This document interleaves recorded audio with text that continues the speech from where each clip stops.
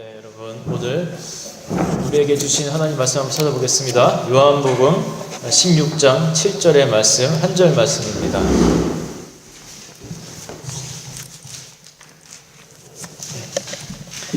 요한복음 16장 7절, 우리 한 절 말씀 같이 한 목소리로 봉독하겠습니다. 그러나 내가 너희에게 실상을 말하노니 내가 떠나가는 것이 너희에게 유익이라. 내가 떠나가지 아니하면 보혜사가 너희에게로 오시지 아니할 것이요 가면 내가 그를 너희에게로 보내리니. 네, 아멘. 그 구약 성경에 보면요, 하나님이 인간과 함께 하셨다라는 그 함께 하셨다라는 단어가 많이 나와요. 모세와 함께 하셨다, 아브라함과 함께 하셨다, 이삭과 함께 하셨다, 그런 함께 하셨다라는 그 단어. 그런데 신약 성경으로 넘어가면서 이 함께 하셨다라는 단어가 대폭 줄어듭니다. 왜 그럴까요? 정말 이제는 더 이상 함께 하지 않기 때문에 그런 걸까요? 그게 아니라 말이 바뀝니다. 우리 안에 임하시다, 우리 가운데 들어오시다, 그러한 용어로 많이 바뀌게 됩니다. 예수님이, 또 하나님이, 이제 예수님 같은 경우에 형체가 있으셨는데 그분이 십자가를 지시고 이제 승천하신 이후에 성령의 모습으로 이 땅에 우리에게 다시 오셔서 우리 안에 임하신다는 거예요. 그래서 오늘 본문이 그것을 말씀하고 있습니다. 하루는 사람들에게 이야기했죠. 내가 떠나가는 것이 너희에게 유익이라고 그렇게 말씀했습니다. 오늘 본문에 그렇게 얘기하죠. 그 이유가 내가 떠나가지 아니하면 보혜사, 즉 성령님을 말하는데 그 성령이 너희에게 오시지 아니할 것이요 그런데 내가 가면 그를 너희에게로 보낼 것이다 라고 했던 겁니다. 형체가 없는 성령의 모습으로 이렇게 오시기 때문에 우리 안에 거할 수가 있는 거예요. 그래서 예수님이 십자가를 지시기 직전에 이제 제자들과 함께 최후의 만찬 시간을 가졌습니다. 우리가 지금 성찬식을 하는 것과 같이 제자들에게 떡과 포도주를 떼어주면서 이렇게 얘기를 했어요. 받아 먹으라. 떡을 주시면서 빵이죠. 이것은 내 몸이다 하시면서 받아 먹으라 했습니다. 또 포도주를 주시면서 내 피다, 받아 먹으라. 그러니까 이제 성령으로 우리 삶 가운데 우리 몸속에 들어오실 그 사건을 어떤 예로서 형상화해서 보여준 것이 바로 이 성찬식이기도 합니다. 그러니까 우리가 매 연합 예배 때마다 성찬을 받으러 나가지 않습니까? 그때마다 그 떡과 포도주를 받아 마시면서 정말 성령으로 오신 이 예수님이 내 안에 들어오시는구나라는 그것을 경험해야 돼요. 우리 아이들이 이렇게 나와요. 제가 이렇게 빵을 나눠줄 때가 있죠. 그러면 애들이 뭐라 하는지 아세요? 조그맣게 그러면 소곤소곤해서 큰 거 주세요, 큰 거. 많이 주세요, 많이 주세요. 내게 더 커, 내게. 얼마나 귀여운지. 영국 사람들은 못 알아들어요. 얘들이 뭐라고 소곤거리는지. 저랑 그 아이들만 알아들을 수 있는 한국어 대화입니다. 오늘 깎아주세요. 은찬이, 은전이, 보성이 얼마나 아이들이 참 귀엽고 그런지, 그러면 제가 정말 더 떼주고 싶어요. 야, 그 아이들 사랑하는 마음으로, 귀여운 마음으로 더 먹이고 싶은 마음도 있지만 또 동시에 그래, 이 예수님의 그 모습이 이 아이들에게 많이 들어갔으면 하는 마음으로 가능하면은 이제 껍데기 쪽 많이, 어른들은 또 잘 빨리빨리 못 드시니까 껍데기 쪽으로 이렇게 많이 뜯어서 줍니다. 그런 또 시크릿이 담겨 있어요, 성찬식 속에. 성령님이 우리 안에 들어온다는 건 너무나 귀한 일인데, 그런데 우리 사람들의 생각 속에 성부, 성자, 성령은 하나의 그 몸이신데 약간 성령은 성부, 성자에 비해서 이군 취급하는 경향이 저희 안에 살짝 있어요. 하나님, 우리 예수님은 굉장히 중요하신 분인데 성령님은 우리가 왠지 모르게 2군 또는 3군 취급하는 경향이 살짝 있습니다. 그래서 우리가 누가 오셨나봐요. 구약에 그 하나님과 직접 그 함께 했던 사람들을 보면서 이상하게 부러워하는 모습들이 어느 정도 있어요. 우리가 요즘에 엘리야를 보고 있습니다. 엘리야. 정말 그 바알의 450 선지자들과 함께 대단한 대결을 벌였던 엘리야를 봅니다. 그리고 사르밧 과부의 죽은 아들을 또 살려주는 그런 모습들을 우리가 보면서 정말 하나님과 함께하는 그런 그 현장들이 멋있구나, 이런 나와 비교할 수 없는 그런 사람이구나라는 것을 우리가 은연중에 자꾸만 생각해요. 모세는 또 어때요? 그 한 민족을 이끌고 나와요. 지금 이집트에서 홍해 바다를 막 갈라버립니다. 그리고 그 대군을 다 옮기고 그 광야를 그렇게 지나가요. 그런 모습 보면서 똑같은 마음을 품는 거예요. 하나님과 동행했던 저 아브라함, 나와 견줄 수 없는 사람. 그러면서 부러워하는 모습들이 있어요. 그리고 이런 생각할지 모릅니다. 천국 가시면 여러분 좀 궁금하지 않으세요? 그런 사람들 한번 만나보고 싶지 않습니까? 뭘 좀 물어보고 싶지 않으세요? 우리 시니 어머님, 만약에 엘리야를 만나면 뭘 물어보고 싶으세요? 갑자기 만나면 너무너무 막 존경스럽고 어떻게 뭘 말해야 될지 모르겠고 막 그럴 거예요. 어떤 사람은 이런 질문을 할지도 모르겠습니다. 바알의 선지자와 함께 그렇게 대결할 때 그때 기분이 어땠습니까? 막 두근거리고 너무너무 흥분되고 막 그랬을 것 같아요. 어땠어요? 그리고 또 그 과부의 아들을 다시 살렸을 때 그 아들은 나중에 어떻게 됐죠? 그럼 엘리야가 이렇게 대답을 할 겁니다. 그 아들 나중에 또 다시 죽었어요. 나이 들어 죽었어요. 그런데 그것보다 저는 당신이 더 궁금해요. 그렇게 말할 것 같아요, 왠지. 나는 하나님과 이렇게 동행은 했지만 하나님이 내 안에 계시진 않았거든요. 그런데 당신은 그 성령님이 곧 하나님이자 예수님이 당신 안에 거하셨잖아요. 영적인 전투가 일어날 때 정말로 하나님이 이길 만한 힘을 주시던가요? 어떻게 하시던가요? 너무너무 궁금해요. 그럴 것 같아요, 대화가. 모세에게 우리가 물어볼 겁니다. 우리 모세씨, 홍해 바다를 딱 갈랐을 때 그때 기분이 어땠습니까? 또 광야에서 뭡니까? 어서 오십시오. 구름 기둥과 불 기둥으로 약 40년 동안 인도했을 때 어떤 기분이 들었습니까? 우리가 물어볼 수도 있습니다. 그런데 또 똑같이 모세도 우리에게 그런 질문을 할지 모르겠어요. 근데 그건 그렇고 정말 하나님의 인도하심이 없었더라면 우리는 다 말라 죽거나 추워 죽거나 아마 그랬을 거예요. 그런데 정말 매 순간 정말 긴장하고 그렇게 하나님의 인도함을 받을 수밖에 없었습니다. 그런데 전 당신이 더 궁금해요. 당신이 정말로 갈 길을 잃어버리고 주저앉아 있을 때, 어떻게 내가 삶을 계획하고 해야 될지 모를 때 정말 하나님이 그렇게 그 방향을 제시해 주시고 알려주시던가요? 이런 대화가 오가지 않을까? 저는 그런 상상을 한번 해봤어요. 성령이요, 여러분, 우리 안에 있다는 사실은요, 정말로 우리가 인지하지 못해서 그렇지 놀라운 아주 비밀과 같은 겁니다. 구약의 선지자를 대표하는 엘리야가 부러워하는 사람들이 바로 우리들이에요. 또 구약의 어떤 그 율법을 대표하는 사람이 모세인데, 그 모세가 부러워하는 사람이 바로 성령을 모시고 살아가는 우리들이라는 겁니다. 요즘 말로 하면 부러워하면 지는 거라는데, 이미 여러분들은 모세와 또 엘리야, 다윗 이런 사람들을 이긴 존재라는 거죠. 그 탤런트 비와 결혼한 그 여자 있죠? 김태희. 지금도 물론 예쁘겠지만 이제 한참 더 예쁘고 싱싱할 때가 있었습니다. 그 결혼 전에. 표현이 좀 죄송해요. 지금 이렇게 시들었다는 게 아니라 결혼 전에 그 한때 남자들 사이에서 이런 얘기가 나온 적도 있어요. 내 평생 소원은 김태희랑 딱 5초만 살아보는 거다.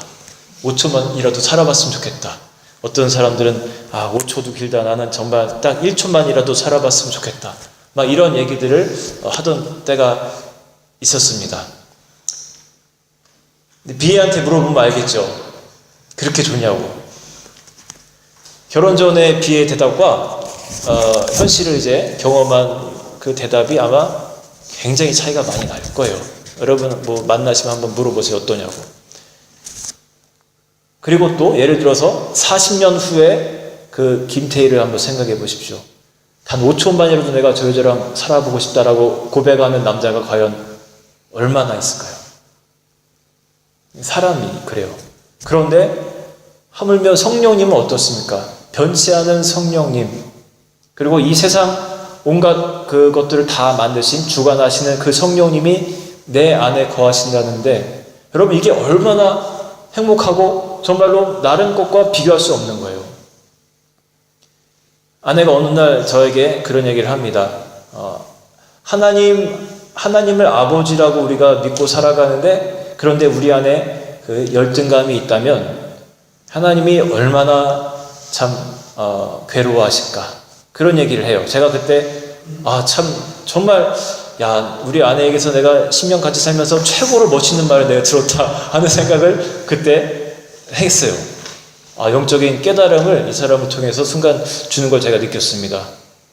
그렇지, 내가 하나님의 자녀고 우리가 하나님의 영을 우리 가운데 모시고 살아가는 사람들인데, 그럼에도 불구하고 우리가 자꾸만 세상과 비교하고 다른 사람과 비교하면서 열등감 가운데 살아간다면 그 하나님, 우리 안에 계시는 그 성령님이 얼마나 참 안타까워하실까, 그런 생각을 해본 적이 있어요.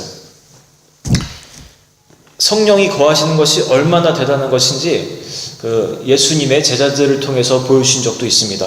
하루는 이제 예수님께서 이제 승천하신 후죠. 그 제자들이 성령이 충만할 때 예수의 그 부활의 이야기들을 막 전하고 다녔습니다.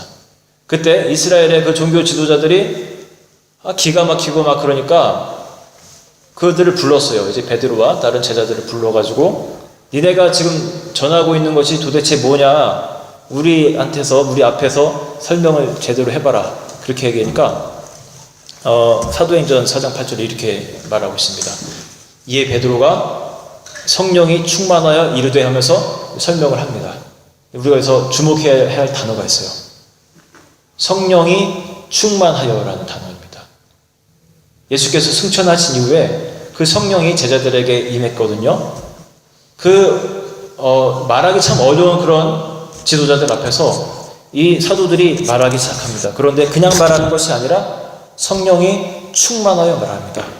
그리고 이 이야기를 들은 그 지도자들의 반응이 뭐라고 기록되냐면요, 같은 장 13절에 그들이 베드로와 요한이 담대하게 말함을 보고 그들을 본래 학문 없는 범인으로 알았다가 이상히 여기며라고 합니다. 이 지식이 잘 없는 사람들이에요. 제대로 배우지 못한 대부분의 사람들이 저 갈릴리 그 어부 출신들입니다. 그런데 너무너무 이상한 거예요. 그 말 하나하나에 권위가 있고 오히려 종교 지도자인 우리들보다도 뭔가 말에 힘이 있는 거예요. 논리적으로 맞고 뭔가 반박할 만한 게 없는 거예요. 그 이상히 여겼다라고 합니다. 그 이유가 뭐냐면 자기들의 지혜가 아니라 성령이 충만하여 내뱉은 말들이기 때문에 그랬던 거예요. 여러분, 성령이 우리 가운데 있는 사람들에게는 이상한 능력이 생깁니다. 저도 이런 것을 경험한 적이 여러 번 있는데, 제가 20대 초에 예수님과 그 첫사랑을 경험하게 됩니다. 감리교회를 그때 제가 처음 출석을 하면서 청년이 된 후에 청년 예배를 통해서 제가 이제 그 말씀이라든지 기도라든지 그런 걸 통해서 처음으로 예수님과의 그 첫사랑에 들어가게 됩니다. 그러면서 제가 자연스럽게 이 감리교 신학교 쪽으로 그렇게 제 방향을 전하게 된 계기도 되기도 합니다. 하루는 제가 청주에서 이제 청주 살았거든요. 20대 때 저녁에 식사를 하고 그 식당에서 식사를 하고 바깥으로 나왔어요. 약간 조금 후미진 그런 골목에 있는 식당이었습니다. 밥을 맛있게 먹고 딱 나왔는데 아주 그냥 놀라운 광경이 펼쳐지고 있었습니다. 제 바로 눈앞에서. 한 20대 초반 저랑 비슷한 또래로 보이는 젊은이들이 한 3, 4명 정도가 한 사람을 구타하고 있는 장면이 딱 바로 보였어요. 진짜 십자가형 같이 양쪽으로 손을 잡고 한 사람이 이제 리더 같아요. 한 사람이 얼굴을 정말로 가격을 하는 장면을 제가 딱 봤어요. 와. 딱 소리가 나면서 너무너무 아파하는 그 모습을 나가자마자 보게 된 겁니다. 여러분 같으면 어떻게 하겠습니까? 우리 재우 형제 같으면 이 광경을 보고 어떻게 하겠어요? 네? 경찰에 신고해야 됩니다. 네. 나는 다시 식당으로 들어갈래요 라고 말하면 어떡하나 했어요. 그런데 그 순간 주님이 제 마음 가운데 그 얻어맞고 있는 그 젊은 사람을 향한 긍휼한 마음을 굉장히 강하게 주셨습니다. 그리고 무서운 마음을 잠깐 없애셨어요. 그리고 제가 그 때리고 있는 사람을 향해서 얼른 다가가서 이렇게 밀치면서 이러지 마시라고 하면서 그 사람을 뒤로 밀어냈습니다. 제 생각 속에 좀 복잡했어요. 하나님을 의지하는 마음도 있지만 또 이성도 있으니까 나도 또 똑같이 저렇게 때리면 어떡하지? 아까 그 오른손으로 저를 그 사람이 향해서 때리는 것을 제가 기억을 하면서 나한테 오른손으로 또 나한테 주먹이 날라오면 내가 왼손으로 막으면서 이거를 제지를 해야 되나? 막 순간적으로 많은 생각을 하면서 그 사람을 이렇게 좀 밀쳤습니다. 그런데 놀랍게도 그 사람이 그냥 가만히 뒤로 그냥 물러서는 거예요. 되는구나 하면서 했는데 갑자기 병이 깨진 소리가 들립니다. 일행 중 지켜보고 있던 일행 중 하나가 저 끝에서 좀 못 되는 거리 정도에서 병을 깨더니 소리를 지르면서 저에게 달려오기 시작합니다. 야 하면서 죽일 듯이 저를 향해서 달려오는데 순간 정말 할 수 있는 게 정말 주님 이것밖에 없었어요. 주님 하면서 속으로 계속해서 그냥 외쳤습니다. 근데 또 놀라운 일이 벌어졌어요. 저를 향해서 정말 열심히 달려오던 그 친구가 한 여기 의자 정도에서 갑자기 야 하면서 방향을 한 30도 바꾸더니 다른 곳으로 뛰어가는 거예요.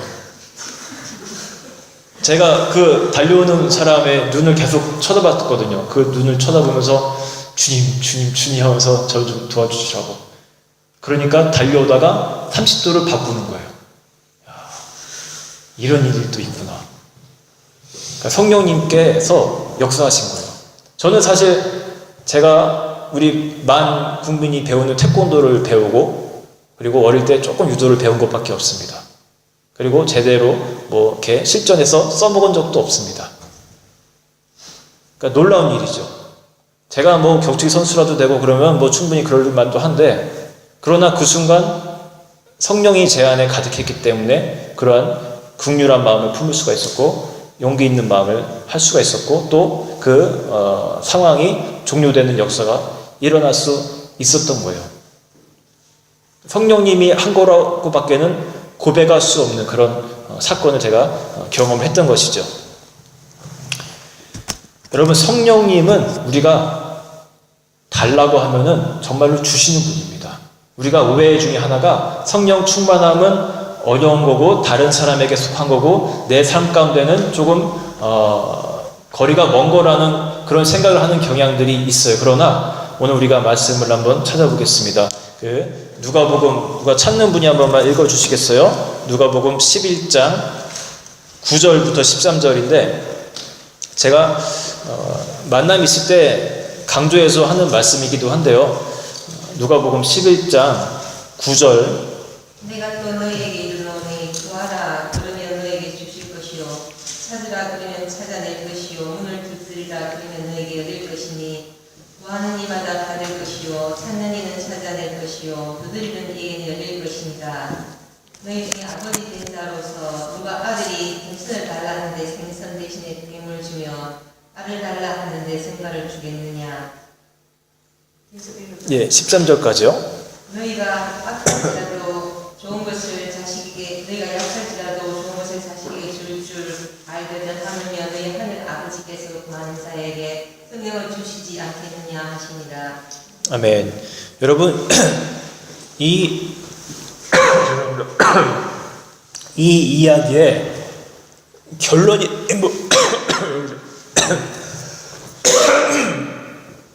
목에 뭐가 좀 걸렸는지 이 이야기의 결론이 뭔지 한번 생각해 보시기 바랍니다. 혹시 물 좀 있으세요 혹시? 한번 생각해 보세요. 우리가 되게 흔하게 듣는 그 말씀인데 이 스토리의 정말 핵심 결론에 대해서 우리가 잘 깊이 생각하지 않는 경향이 있어요. 뭐 같아요? 우리 형제 한번 생각해 보세요.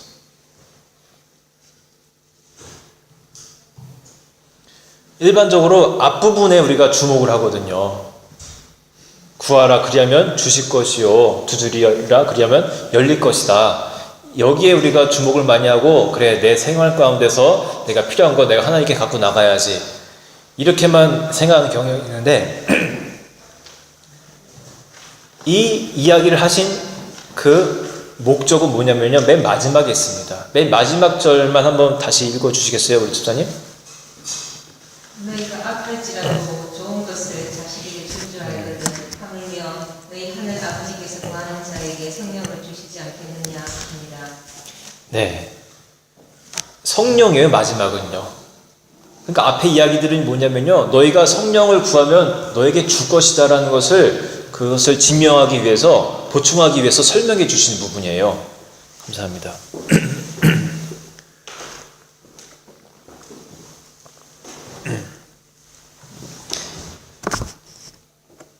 우리가 성령을 구할 때 내가 얼마든지 줄게. 네가 구하기만 해봐. 내가 그러면 성령 충만을 내가 너에게 부어줄게. 그 얘기를 하고 싶어서 이 전 이야기를 쭉 하시는 겁니다. 여러분 성령이 임하시면요 이제 하나님께서 일을 하시게 되는데 우리가 그 성령님이 일하는 것을 극대화하는 방법이 있습니다. 어떻게 하면 될까요? 오늘 요것을 좀 나누고 마치려고 해요. 성령님이 내 안에 임하시는데 그 성령님의 일하심을 정말로 극대화시키려면요 고린도 후서 12장에 이런 말씀이 있습니다. 9절부터 10절까지 제가 부분적으로만 요약을 해서 한번 읽어볼게요. 나의 여러 약한 것들에 대하여 자랑하리니 이는 그리스도의 능력이 내게 머물게 하려 함이라. 내가 약한 그때에 강함이라. 다시 한번 읽어보겠습니다. 나의 여러 약한 것들에 대하여 자랑하리니 이는 그리스도의 능력이 내게 머물게 하려 함이라. 내가 약한 그때에 강함이라. 아멘. 나의 약함을 오히려 자랑할 때 그리스도의 능력이 내게 머물게 된다고 합니다. 세상에서는 약함을 보이지 말라고 해요. 입사 면접을 보러 갈 때 되게 어려운 질문 중에 하나가 이겁니다. 자, 우리 젊은이들, 자, 마음의 준비를 하고 있어요. 우리, 제가 여기 서면 가끔 이름을 잠깐 잘 잊어버려요. 우리, 신양자매. 자, 입사 시험이라 생각하고 한번 대답을, 자, 5초 내에 해보기 바랍니다. 네. 본인의, 약점은 뭐예요? 뭐라고 생각하세요? 제 약점은 순발력입니다. 순발력이 없어요? 네. 지금 모면하려고 하는 거예요, 지금. 야, 아주 지혜로운 학생이네요. 자, 동인이 형제. 약점이 뭐 같아요? 본인의 약점. 게으름. 아주 정직한데, 자, 입사 시험에서 이렇게 얘기하면 거의 떨어집니다. 자, 옆에 있는 친구. 네. 생각이 잘 안 나고, 우리 재호 형제. 약점이 없는 게 약점이에요? 이렇게 말하면 네, 얻어맞아요. 정신 차려야 되기 때문에. 참 어려운 질문입니다. 그래서 어떤 구직 사이트에서는 팁을 막 알려주기도 해요. 자, 약점이 뭐냐고 물어보면 이렇게 대답을 하세요. 과거에는 약점이 이런 것이 있었는데 지금은 해결됐습니다. 뭐 예를 들면 뭐가 있을까요? 옛날에는 내가 너무 일 중심으로만 하고 사람을 잃어버리는 경향이 있었는데 지금은 내가 일도 성취하고 사람도 얻을 수 있는 그런 여유와 그런 지혜가 좀 생겼습니다. 이렇게 돌려 말한다든가, 또 다른 하나의 방법은 약점을 얘기하면서 그러나 동시에 그것이 강점이 됨을 이야기하라는 그런 스킬도 알려준다고 합니다. 예를 들면 이런 겁니다. 저는 너무 완벽주의 성격인데 그래서 남뿐만 아니라 저 자신도 자꾸 이렇게 일 때문에 괴롭히는 경향이 있습니다. 또는 저는 너무 일 중독에 빠져서 그 생활의 밸런스가 좀 깨지는 경향이 있습니다. 은근히 자랑하면서 어필을 하는 거죠. 네, 아주 기술이에요. 또 하나의 또 팁은 일과 특별히 관계없는 단점을 얘기하라는 겁니다. 영업사원을 뽑는 데 가서는 저는 스포츠가 좀 약합니다 라든지 그런 식으로 돌려서 얘기하는 거죠. 아무튼 세상에서는 자기의 단점, 약점을 최대한 가리라고 합니다. 그렇게 가르쳐요. 그런데 하나님의 방법은 반대입니다. 정반대예요. 나의 약점을 오히려 드러내놓고 하나님 앞에 자랑하라는 겁니다.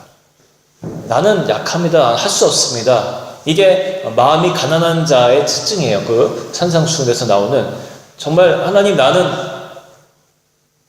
지혜도 부족하고요, 할 수 있는 일도 없고 자신감도 없고 그래요. 저는 정말 낮은 자입니다. 그러기 때문에 주님 도와주세요. 그게 마음이 가난한 자의 모습이라는 거죠. 그리할 때 예수님의 그 능력이, 그 성령이 우리 안에 거하기 시작한다는 겁니다. 성령님의 일을 극대화시키는 방법이 바로 그거라는 거예요. 어떤 목사님께서 개척을 이제 시작을 했어요. 교회 개척을 했어요. 그러면 할 일이 엄청 많죠. 또 걱정도 많고 빨리 부흥을 시켜야 된다라는 부담감도 있고 주변의 시선들도 이렇게 내가 신경 쓰게 되고 자유함을 얻어야 되는데 이제 그렇지 못한 상태에서 잠을 못 자면서까지 계속 이제 일을 했습니다. 또 잠도 안 와요. 그러니까 또 잠을 자야 되니까 수면제를 한 1년씩 복용을 합니다. 그런데 어느 날 밤에 눈이 딱 떠지면서 예수님의 얼굴을 보게 돼요. 그분이. 그러면서 자신을 향해서 이렇게 피식 웃고 계신 예수님의 얼굴을 경험을 합니다. 그리고 또 다시 잠을 들었는데 그냥 꿈결에 본 게 아니라 진짜로 봤대요. 눈 딱 떴는데 예수님이 자기를 보면서 피식 웃고 계시더래요. 이게 뭔가 하고 시간이 지났는데 한 5년 후에 이분이 집을 이사하게 됩니다. 그리고 되게 무거운 책상이 있었는데 이거를 옮기는데 카페트 위에서 옮기는데 너무 힘들어가지고 아예 책상을 뒤집어가지고 이 윗면이 카페트 위에서 아예 끌리게 그렇게 옮겼어요. 이렇게 목사님이 밀고 있는데 그 아주 어린 그 꼬마 아들이 오더니 그 팔 사이로 들어오더니 자기가 아버지를 도와주겠다고 하면서 같이 밀더래요. 거의 도움이 안 됐는데 도와주는 그런 신용을 그렇게 하더래요. 그런데 조금씩 움직이고 있는데 그 아들이 갑자기 힘을 쭉 빼더니 자신을 바라보면서 그렇게 얘기를 하더랍니다. 아빠, 방해 좀 하지 말아요. 그 아들을 보면서 이 목사님이 피식 웃었대요. 사실은 아무 도움도 안 되던 녀석이 나보고 방해하지 말라고 하는 거 보면서 웃기더래요. 그런데 그 순간 그때 내가 밤중에 나를 향해 피식 웃던 그 예수님의 얼굴이 생각이 나면서 이해가 다되랍니다. 하나님 보시기에 내 모습이 바로 이랬구나. 하나님이 하시면 될 거를 내가 그렇게 끙끙거리면서 하는 모습을 보면서 하나님이 그래도 귀엽게 봐주시고 피식 웃었던 것이구나 하는 것을 이분이 영적으로 깨닫게 된 거예요. 우리가 이런 실수에 많이 빠집니다. 여러분 성령님이 우리 안에 계세요.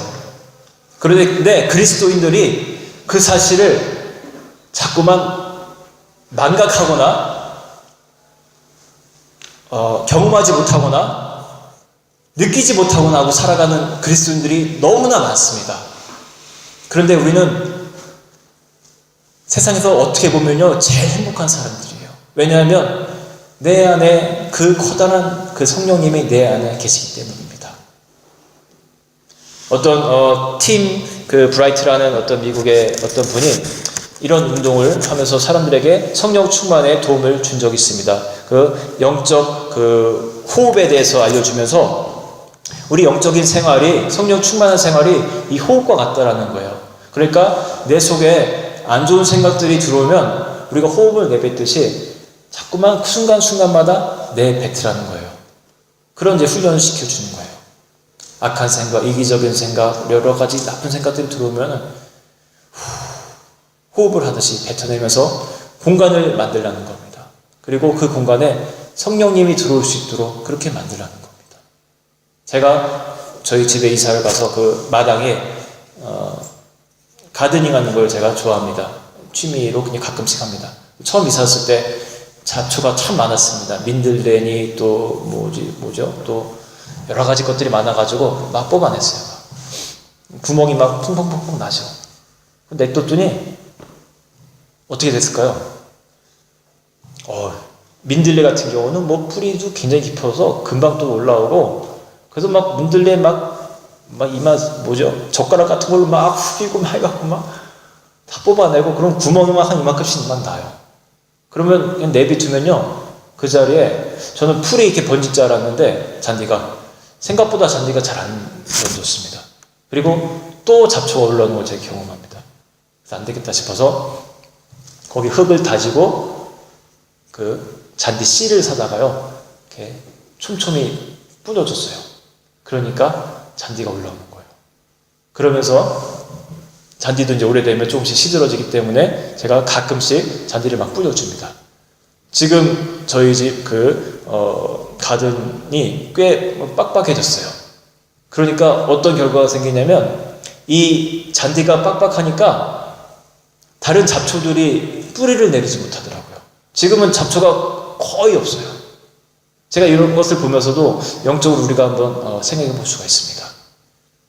우리 안에 성령님이 가득할 때 다른 나쁜 것들이 침투할 공간이 적어지기 시작합니다. 여러분, 영적인 원리가 그래요. 여러분 가운데 성령 충만한 삶을 살고 싶다면요, 우리가 이런 영적인 호흡을 자꾸만 해야 됩니다. 나쁜 것들이 있다면 내가 자꾸만 내뱉는 훈련을 하고 그 공간에 예수 그리스도의 영이 가득해지기를 우리가 자꾸만 기도해야 됩니다. 여러분, 어떤 목사님께서 성령 충만이 무엇인지 구체적으로 알고 싶어서 페이스북 지인들에게 부탁을 했어요. 그래서 반주해도 괜찮습니다. 성령 충만이란 단어를 넣어서 자신들에게 일어났던 일들을 한 문장으로 좀 써갖고 저에게 보내달라고 그렇게 부탁을 했다고 합니다. 좀 구체적으로 알고 싶어서. 그랬더니 하루 만에 100개가 넘는 문장이 날라왔다고 해요. 자기들에게 일어났던 일들. 제가 그 고백들을 한번 잠깐 읽어보겠습니다. 마침내 우리 아버지를 용서했다. 40kg의 살을 빼고 담배를 끊었다. 외도를 일삼던 전 남편을 용서했다. 에티오피아에서 사내 아이 2명을 입양했다. 마약 중독을 이겨냈다. 도박의 사슬을 끊었다. 섹스 중독을 떨쳐냈다. 쇼핑 중독을 극복했다. 술을 한 방울도 입에 대지 않은 지 4년이다. 비록 남편은 없지만 이젠 장애를 앓는 우리 아이를 번듯하게 키워낼 자신이 생겼다. 가정이 회복되었다. 3년간 감감무소식이었던 자식이 돌아왔다. 남편이 세상을 떠난 뒤 막막하기만 했는데 이제는 마음이 평안해졌다. 오래전 서로에게 추앙꼴까지 보이며 이혼했던 남편과 재결합했다.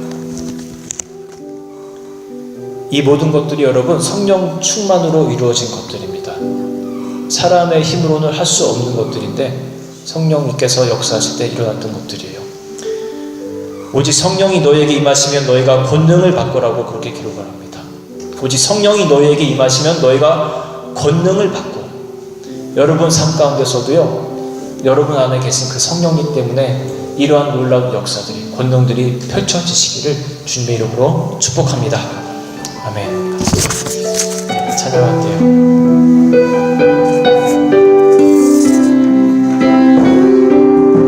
주 나의 모습 보내. 우리 함께 헌금하면서 찬양하겠습니다. 주 나의 모습 보내. 상한 나의 맘 보시네. 주 나의 눈물 하네. 홀로 흘던 맘 아시네. 주 사랑 내게 있네. 주 사랑 내게 있네. 그 사랑을 채우네.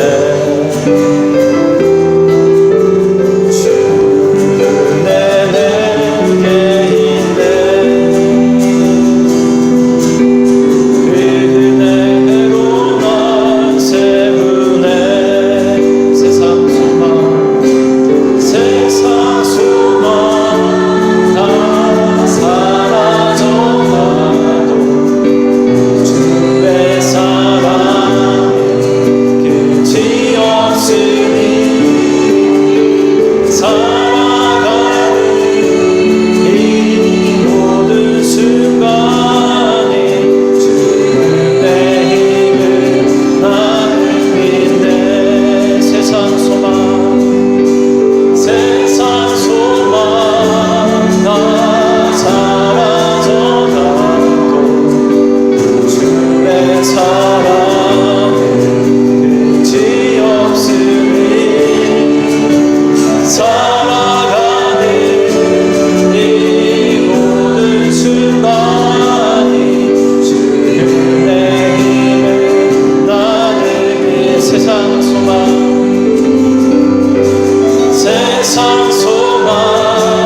다 사라져가도 주의 사랑은 끝이 없으니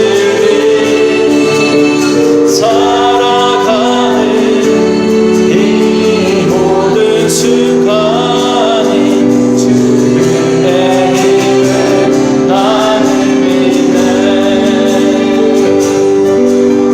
세상 소망 다 사라져가도 주의 사랑은 끝이 없으니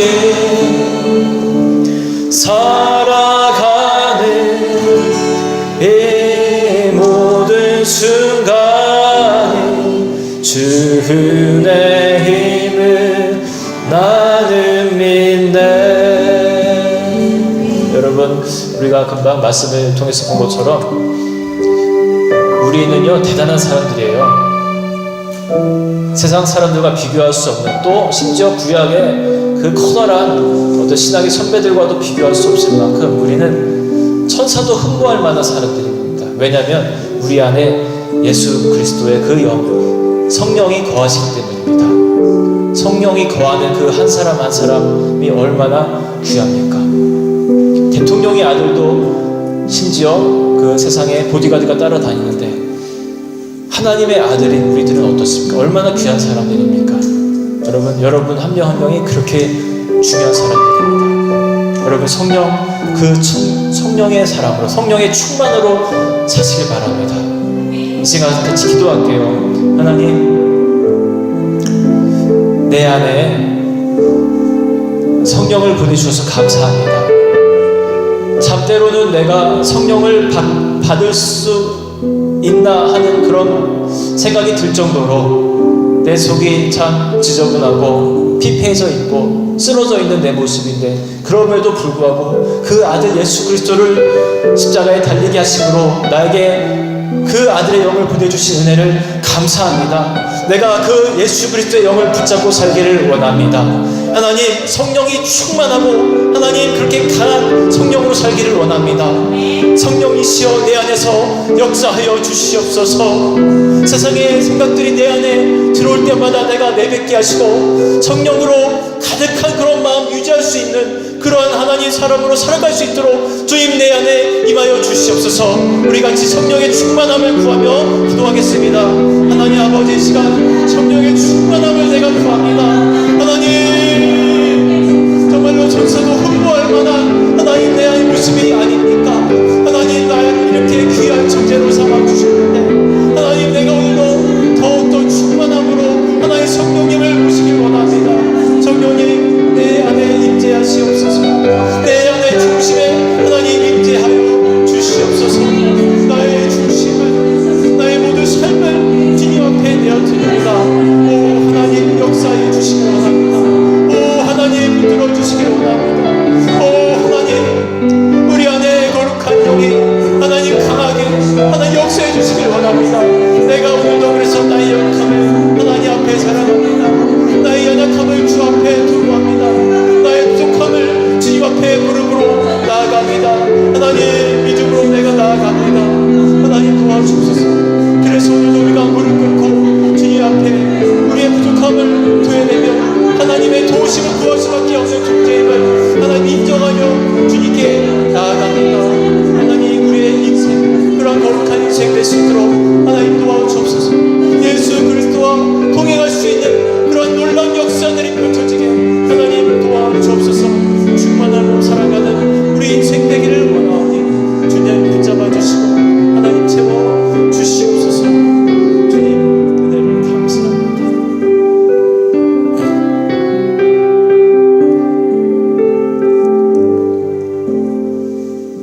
이제는 우리 주 예수 그리스도의 은혜와 하나님의 사랑하심과 성령님의 감화감동 교통하심이 내 안에 임재하신 그 성령님을 기뻐하며 그분과 동행하며 그분 때문에 능력 있는 성도의 삶을 살기를 소망하고 믿음으로 바라는 우리 사랑하는 민특교의 모든 성도들 머리 위에 이제부터 영원토록 함께 계시기를 축원하옵나이다. 아멘.